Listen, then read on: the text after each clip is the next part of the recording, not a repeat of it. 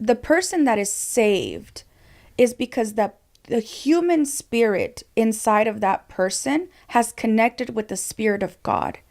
And the breath, the pneuma, the Spirit of God has, the ruach of God, the breath of God has come into, and you were dead. Your spirit was dead, and now you're born again. You are now alive. Your spirit is now alive. So the spirit of that human has connected with the Spirit of God, and now your spirit, your human spirit, is animated by the Spirit of God, and the Spirit of God is in you.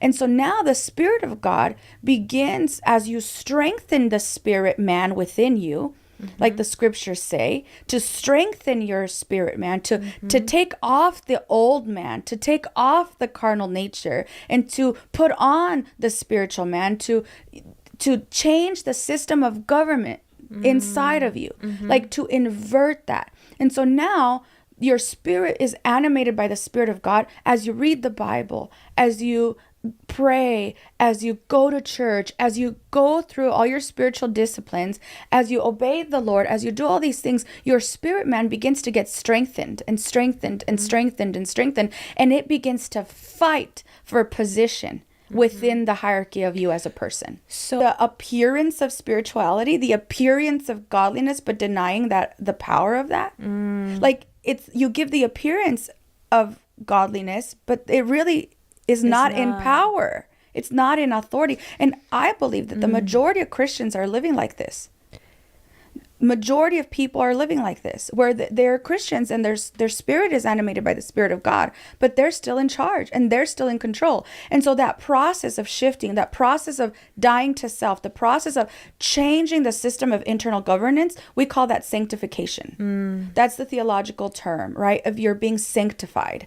And so you were saved, you are being saved, and you will be saved on the day of glorification, right? But right now we're that dying to self. And so how do we get there? If we say, okay, Jasmine, I realize that Christ is not leading.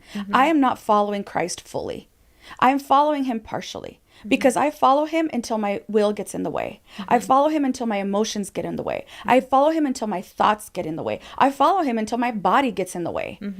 Right? Yeah. I follow the Lord until one of these things get in the way, and then they supersede the Lord. They trump him. And then I do what my body, my emotions, my will, my thoughts tell me. And so how do I get out of that? Yeah. How do I shift this internal governance within me? Because I can't. And the truth is, you can't.